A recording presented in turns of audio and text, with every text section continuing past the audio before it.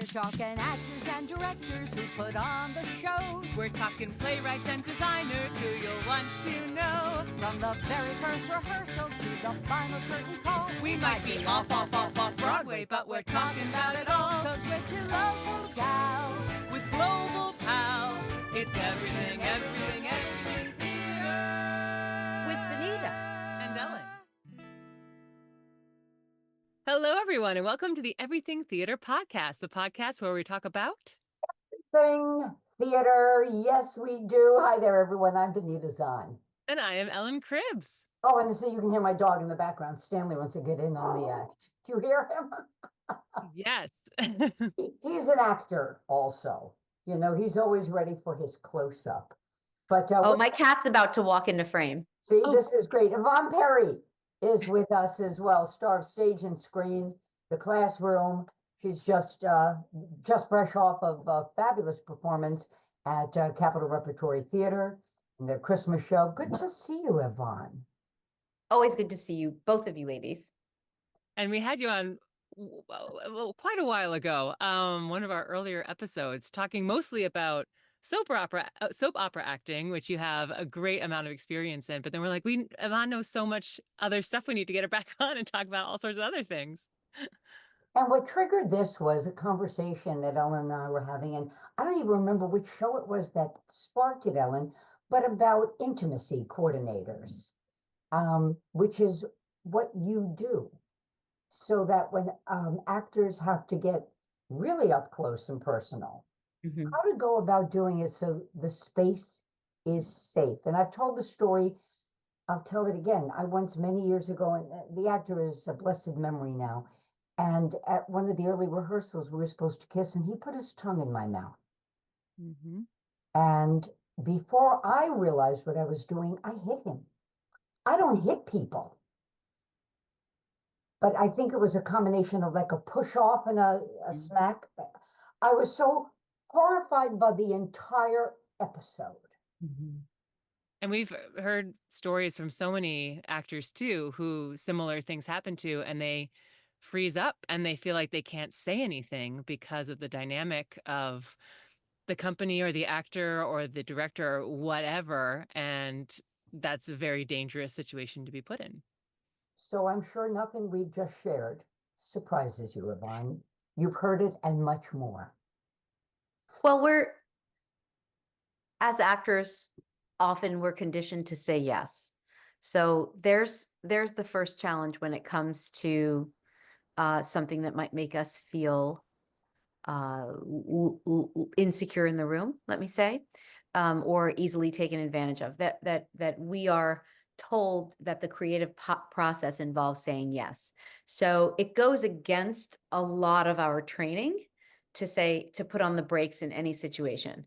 And then you add to that the idea that we are also so conditioned to feel that we are replaceable, that there's a line out the door willing to come into that production, whether it be TV, film, or stage, and won't give them such a hard time.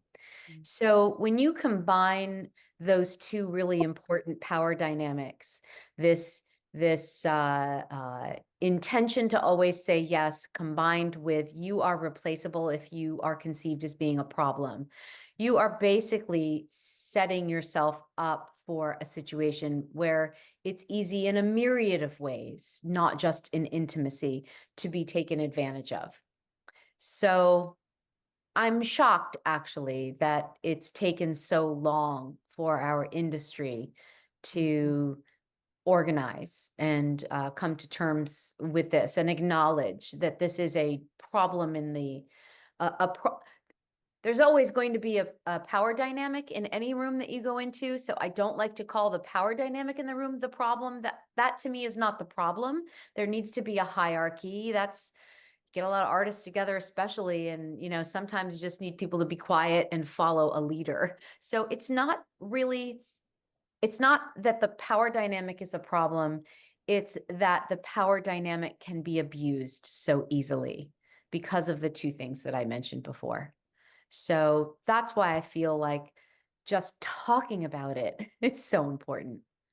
And So, I think the work speaks to me and always had spoken to me because I was exposed to this kind of work at such a young age, and did it professionally so young. I'm talking about lots of intimate scenes, but also because I am not someone who is, you guys both know me, I'm not generally content to be quiet in the room if I feel like there's an injustice. And, have I been traumatized? Well, sure, I've got stories just like everyone does. But did I feel trauma from those uncomfortable moments? Probably not, because I'm just not that person. I'm a speak up kind of person, but every actor is not like that. There are a lot of actors that their willingness to please very much overshadows their ability to speak up. so let's take it back to the very beginning, a very good place to start. Mhm. You read the script and you see that there is intimacy of some kind, whether it's embracing, whether it's kissing, whether it's both, um, whether it's just being very close with someone in a situation. Share with us from your vantage point how the conversation needs to begin, because the director may not. Mhm.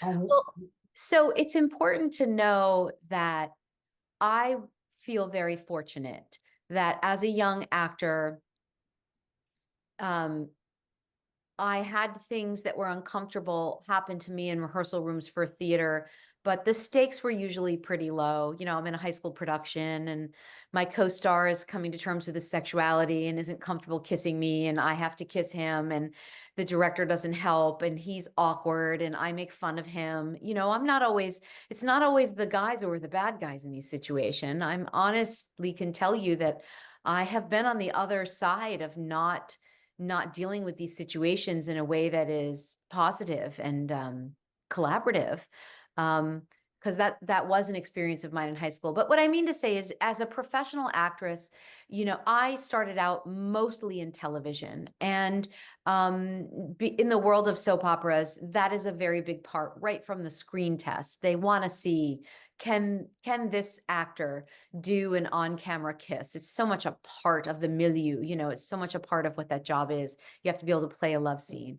And I was luckily thrust into an environment where many protocols were already in place, because for decades before I even got there, daytime television had always been a place where there were affairs and love scenes and kissing and cheating and all that. That's part of the storytelling. So, in order for those work environments to be healthy, they had to have some protocols set in place. And I felt I would say, in many aspects of this work, protected as I learned how to do it. The first actor that I had to do an on-camera kiss with in rehearsal, I was the one, like your story, Benita, I was the one who tried to stick a tongue down his throat because I didn't know and nobody had told me. And I was with an actor who was already on television, and he just gracefully pulled me aside and said, "Hey, Yvonne, you probably don't know this, but in this job on TV, we don't use tongue. It's kind of gross, and the camera can't tell the difference. And so that's why you didn't feel my tongue in return." Because I thought it was weird that he wasn't using his. I didn't know. And he was so respectful and kind and generous and taught. And of course, immediately I was mortified. And I was like, grateful. I said, "Thank you. Gosh, I didn't mean to make you uncomfortable. And also, I didn't know." And so that could have so easily been avoided if we just had a director who said to us, "We're going to do a kiss. We don't use tongues. I'm going to tell you what I want the blocking to be." But it didn't even need to be a big, long conversation. It needed to be 4 words that weren't spoken to me. It just needed to be talked about. And guess what? Now we talk about it. And if directors don't talk about it, I'm so happy to say so many actors are asking the questions before they get to the spot where they do that uncomfortable thing, Benita, right? yeah, And isn't that weird? Most actors that I've met, the majority of them are generous, kind, creative people who just want the work to be good. And usually mistakes are always made, but we are generous with each other as we try to tell a story together. So why would we not want this communication to be better? And I would imagine you and Ellen, and I know for myself, if I think that a hands-on is called for, Yeah. I will ask the performer. I will say, I'm thinking that I want to put my arm around you in this moment. Is that okay? We at the point where no touch without a conversation. Well, it's one of the pillars that I was taught when I actually started studying the pedagogy of this, because the reason I started studying it and learning, taking seminars and workshops, was because I wanted to have a unified language with which to talk about this. And so I learned what we call the 5 pillars of intimacy. And have I talked about this with you guys before? No.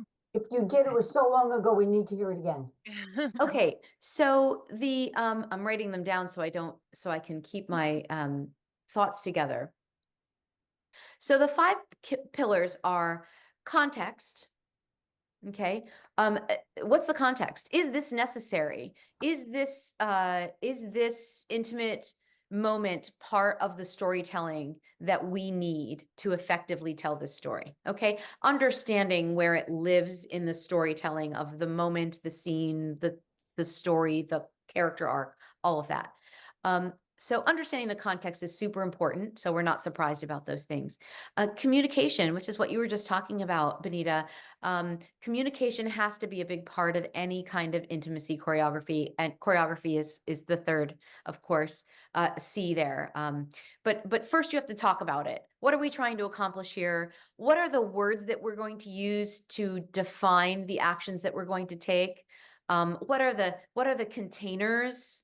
What are the boundaries?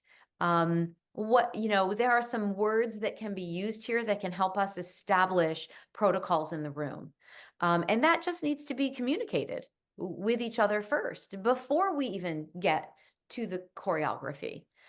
And then the choreography becomes important too, because it's like, okay, if I just worked on a show, it was at Cahoe's Music Hall. I'm not sure who was producing it. I can't remember off the top of my head.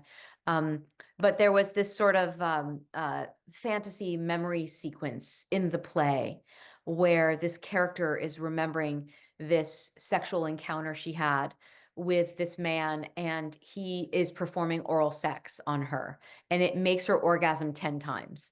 And that was in the script. Now, that sounds heavy. This was a comedy.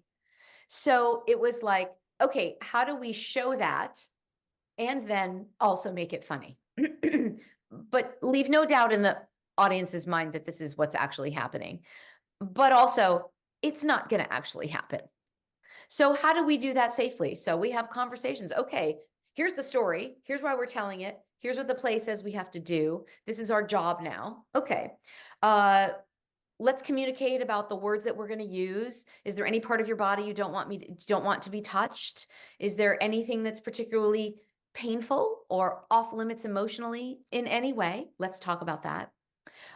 Okay, now we're going to try to do this. Okay, I'm going to work this angle so that the majority of the house can only see this leg here and this leg here. And then your cheek is going to go up against her left knee. Is it okay if his cheek touches your left knee?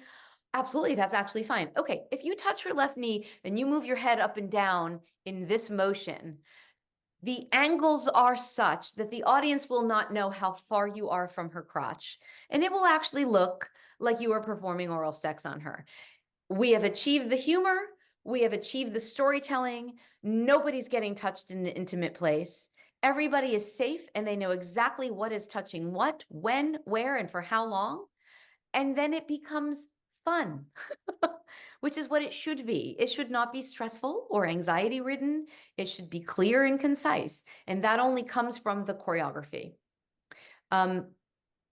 Consent is also one of the pillars. So there has to be an agreement. And again, consent is not the same as permission. Permission is empirical. I can, as a third party, give permission. Hey, actor A, I give you permission to touch actor B. Well, that's not the same as actor A saying to actor B, may I touch you here? And actor B saying, yes, that's fine with me. They have given each other consent. So I always, especially if I'm working with actors, which I often do because I work with high school and college students a great deal, always have conversations and exercises about consent, so that we all know that that specific form of communication is important for this work. And then the last C is closure. The last C is, how do we check out and go, okay, we're done. That just happened, that was work. Now, that I was playing this character, now I'm Yvonne again. And guess what? Yvonne does not even want your cheek on next to my left knee, let alone does Yvonne want to kiss you now. That was all make-believe. That was all play. And now we're going to have closure with each other just so there's no emotional confusion. That's a very important part. Right. And there's the thing that I will say, in all honesty, was not talked about on the soap opera. There were affairs happening and showmances happening and marriages breaking up all around me on that show because we didn't talk about the closure. And when you are having a love scene with the same character, same actor every day, playing a storyline that is emotionally intense like that, it's really important to have clearly delineated lines. That's work. Work is over. Sure, we can go have a drink, but I'm not going to kiss you after that drink, because that emotion we just played together that felt very, very real, that was all work and make believe. Yeah. So It's that funny to you say me that. is, yeah. I did a story once, and I'm trying to think which soap it was. It wasn't Texas, which was short-lived. It was one prior, but it was a long-running NBC soap. And one of the gals left the show for a period of time because the husband asked her to. Mhm. He felt that she and the actor she was having her love scenes with was interfering with their life. And Yeah. they had to go through therapy Yeah. and come to understand what was work and what wasn't. So it's really interesting you say that. And bravo to the husband for recognizing the line had so blurred to support her Yeah. so she could then continue. And they Yeah. had kids. Very Yeah. interesting. Oh, yeah. My marriage was very young and very new when I got married while I was on the soap opera. Uh, and yeah, I'm not ashamed to say that my husband and I went into counseling during that time, because I was getting confused. My work was confusing. My work was weird. My work was not normal. It is not. My poor husband, I remember, I'll never forget, he didn't watch the show. And he was like, oh, I had a weird day, babe. And I said, what happened? And he goes, I was met with some of my colleagues from work, and there was a TV on in the room, and we looked up and you were taking a shower with a guy. And I was like, oh, yeah, we shot that a couple weeks ago. He was like, so you were taking a shower with another man on national television, and I had to deal with seeing that, and then guys making fun of me for that and asking me so it's not just about having affairs, it's about how difficult this work is, how hard it is. I had a kiss on stage in the show that I just did. It doesn't happen to me as much. The older I get, the less I'm being asked, but I had a kiss on stage with a much younger actor in the show that I just closed, and I didn't mention it because I don't like that stuff to live in my husband's brain any more than it has to. But the first time he saw the show, he was like, oh, okay. Wasn't expecting that. Don't like watching that particularly. And I was like, okay, we can have a talk about it now. But I've saved you from 4 weeks of, festering on it. Everyone in their own relationship has to learn how to navigate this stuff. But I think all of these pillars that work in the rehearsal room also work in your private life and navigating how to keep that work-life balance in a career that's really challenging sometimes and not normal. It's not something an accountant for the state has to ever deal with. You know, it's not part of their job to have to kiss their coworker or pretend to rape their coworker or whatever it is. Or you know, shower with them. or take a shower with them. Or yeah, So anyway, obviously I can talk about this forever, but But it's work. And the fact is, whether it be professional or in the community, mm, this has to be addressed right from the start.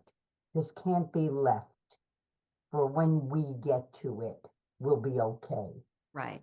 And Is- I can speak to why I think it took so long for our industry to come around to this, because we talk about it now and it just seems so obvious. It seems like so, and remember too, there are many, many, many directors out there who have been sensitive to this from the get-go. So everyone's not, everyone in our industry is not bad and looking to take advantage. I like to think that I was, I started directing years before I started actually doing intimacy work. And part of the reason I went into it was because several actors came to me at different times and said, that's the first time I was comfortable doing a love scene. Working with you, you made that fun. You helped me understand that, and that was cool. Like, that was okay with me. I didn't stress out about it. How come it was so easy with you and so hard when I had to do this show with somebody else? And I think that I already was developing protocols in my own directing work that that were working. And I think that fact is what got me into the program when it did back in 2018. But I think that there was a fear among not just producers and directors, but among actors themselves, that if we talk about this too much, it'll take away the spontaneity. It'll wreck the, it'll wreck the truthfulness of it. It will take away from my own personal artistry to figure it out in the moment. Any myriad of reasons that there might be resistance to this idea. And what we're finding is that, in fact, in almost all cases, the exact opposite is true. The storytelling actually gets better when the anxiety is lowered, and when the cameraman and the director actually have put some thought into, where do I have to place the lens to make it look like this is happening, instead of, oh, if only I was over here because he just did this great thing with her toe. You see what I mean? And then we missed it entirely. And it's like, well, you didn't have to miss it. If you guys talked about it and figured out what the story was you wanted to tell, then your intimacy coordinator or choreographer or director or whoever you're working with, or consultant, or however you want to label that person, or if there is no intimacy person, if the conversation had been had beforehand. Because when I direct a show, I don't usually hire an intimacy person, because I kind of know how to do it. And if I haven't yet been in a circumstance where me as the director changes the power dynamic so much so that I would feel more comfortable bringing someone else in, probably because I'm a woman. If I were a male director, I know more and more I'm getting called in by male directors who have comfortably done this kind of work for years and not felt like they needed help, but in this environment have gone, maybe there's something I'm missing. Maybe I can learn something from having someone like Yvonne come in the room. I've done a few shows out at Syracuse Stage now. I did some for the theater department, but I also did a production for the professional company there. The director had been around he was older than me, he'd been around for decades. And it was new to him hiring someone like me, but he was extremely generous in the room. And the actors were so grateful to have someone there talking about that aspect of the storytelling, because he wasn't that kind of director. He was very much just get the blocking kind of, and let my actors figure it out. And But they this needed is help. blocking. This is Well, blocking. yeah, you know, what was interesting about that, Benita, is a, more often than you might expect, I get hired to come in for something that I hope will not be the kind of thing that will need someone like me in the future. You know, a kiss goodbye, or a brief hug at the door. And they'll bring me in because they're touching and we want to make sure that everyone's comfortable. And I'm like, okay, unless there's, you know, maybe you guys could handle this without me. You know, maybe if you knew how to talk to your actors about it, and the actors knew how to have a conversation with each other and with you know, there's not a crap ton of choreography that's too complicated in a kiss goodbye, right? You know, I'm going to tilt my head upstage, you go downstage. Okay, good. Let's hold the kiss for like 3 beats. Yeah, and see how that feels. I had a kiss, like I said in the show we just did. We didn't have an intimacy person for that kiss, but the director said to us, "Do you guys need help with this moment?" And we were like, "No, I think we can figure this out on our own." And it didn't have to be a big heavy thing. Yes, it didn't. It doesn't always need to be. And we should get to a place in this industry where it's just standardized protocol that the actors and the directors and the cameramen, if there are there, are talking about this without help. The You know, simple look, right, Yeah. somebody coordinates fights. It may be the right. director. it may So be someone else. sometimes, sometimes you're in a show and there's a simple punch or something, and the two actors have done stage combat before, and they're like, okay, let's do this, and I'll do this, and we already know how to do this. We don't need someone to teach us how to do this, and that's it. That's very different than the Mercutio sword fight in Romeo and Juliet, where someone's dead at the end, you know, or the last scene in Hamlet where there's just dead bodies everywhere. Like, somebody needs to come in and choreograph all that, because it's a mess without it. Yeah. Or it's dangerous, either emotionally or physically, unless we've got a trained third eye there making sure it goes smoothly.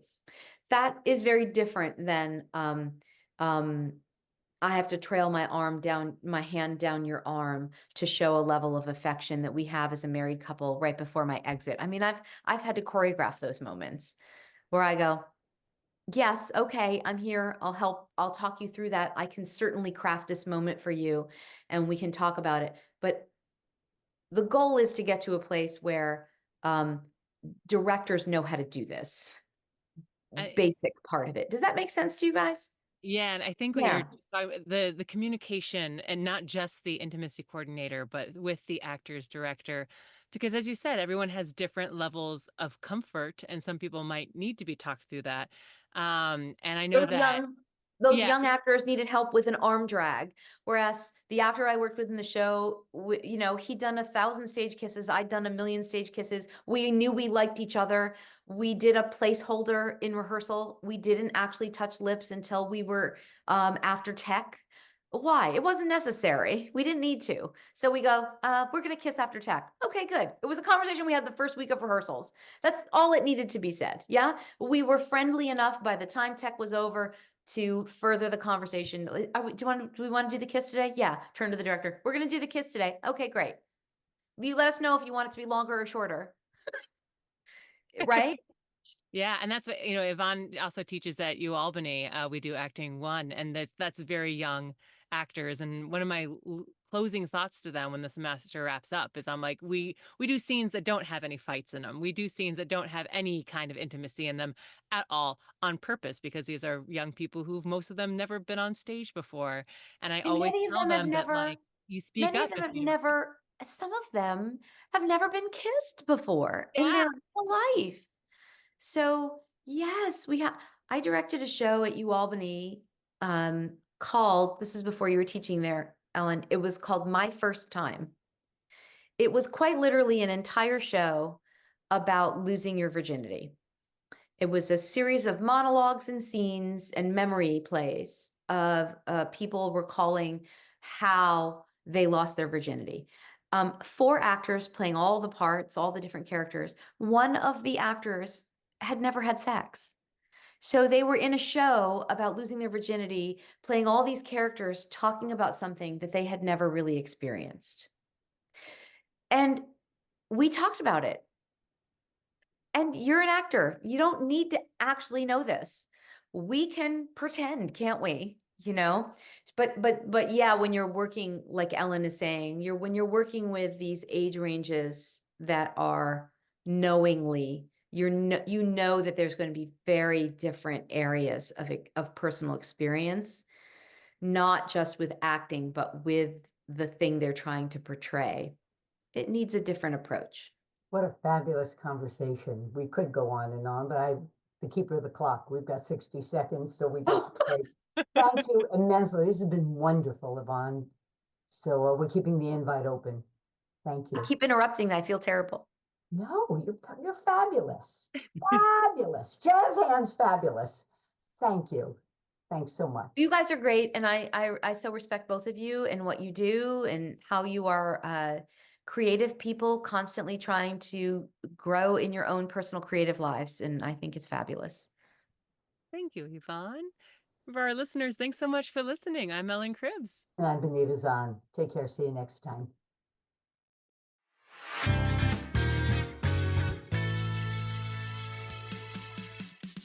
Thank you so much for listening to the Everything Theater podcast. Special thanks goes out to Alice Grinling for our photography and Justin Friello for composing our amazing theme song.